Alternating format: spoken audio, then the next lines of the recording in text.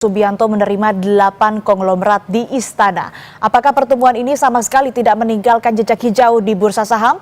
Ada apa antara Presiden Prabowo, konglomerat, dan anjloknya bursa saham Indonesia? Kompas Bisnis tanya ke Alfred Tenggolan, analis dan praktisi saham Praus Capital. Selamat pagi Pak Alfred, apa kabar?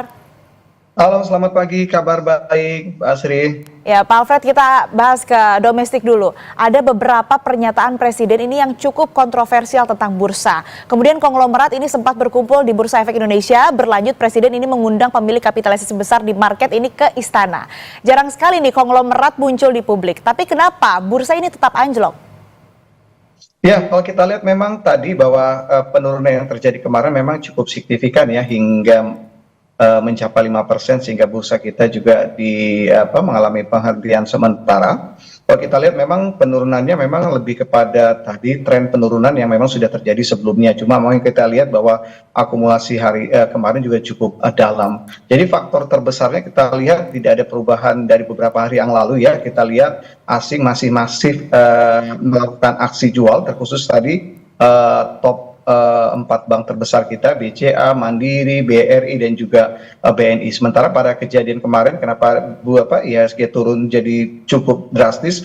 Karena faktor tadi minat belinya tidak cukup banyak, sehingga tadi ketika ada aksi jual yang besar itu membuat harga turun semakin dalam, sehingga membuat itu koreksi IHSG juga semakin besar. Jadi kalau kita lihat, kalau mencermati tadi kita breakdown dasar kenapa terjadi aksi jual, mungkin masih tetap sama ya, ada isu-isu besar yang menjadi concern dari asing, tidak lepas juga dari faktor global.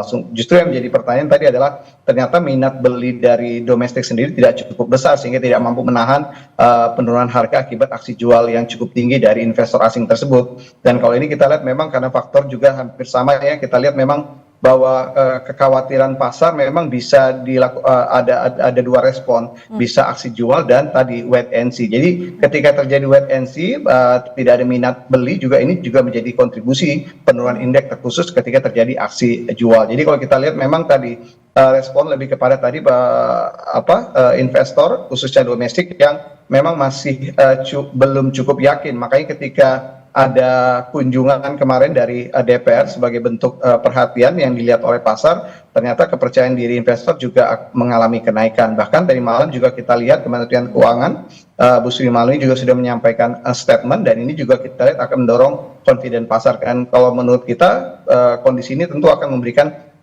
sentimen positif bagi pasar pagi ini. Dan kalau ini memang benar, berarti ini memang menunjukkan bahwa memang kepercayaan domestik yang relatif memang tidak besar, sehingga membuat tadi faktor minat beli juga tidak terlalu cukup besar.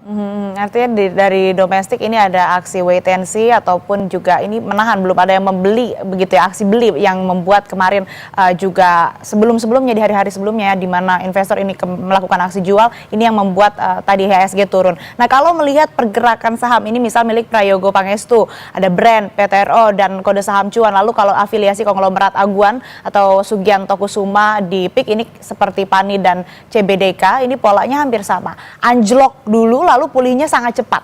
Nah, apa yang market baca? Apakah ada hubungan yang tidak baik-baik saja antara presiden dan konglomerat yang tercermin begitu dari pergerakan saham, atau bagaimana, Pak Alfred?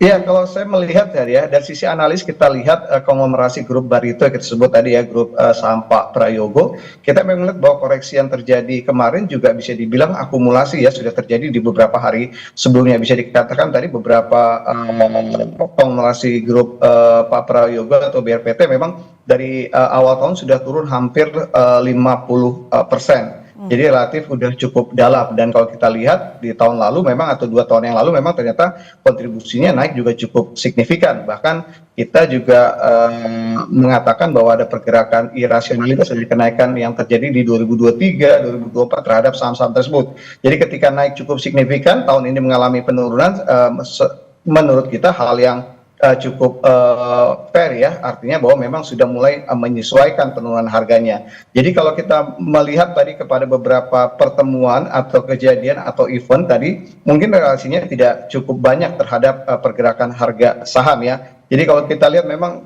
pergerakan saham 4 konglomerasi perbankan, 4 konglomerasi grup Barito memang bisa dibilang sudah terjadi trennya memang dari awal tahun kemarin, sehingga kita katakan bahwa kejadian yang terjadi pada perdagangan kemarin untuk konglomerasi grup Barito lebih kepada dampak ikutan ya. Kalau kita lihat kemarin memang drive penurunan IHSG terbesar itu dipimpin oleh perbankan, khususnya tadi Bank BUMN, yang membuat tadi beberapa saham-saham lain juga mengalami ikutan. Tapi kalau kita lihat justru pemulihan untuk saham-saham yang terdampak ikutan tadi, ternyata pemulihannya, recovery-nya lebih cepat pada akhir perdagangan. Jadi itu yang membuat kita mengatakan bahwa sebenarnya ini memang ada faktor tadi minat wait and see yang memang masih cukup tinggi sehingga menahan aksi beli ketika harga saham juga sudah turun drastis. Namun di satu sisi juga kita lihat memang ada juga herding behavior ya.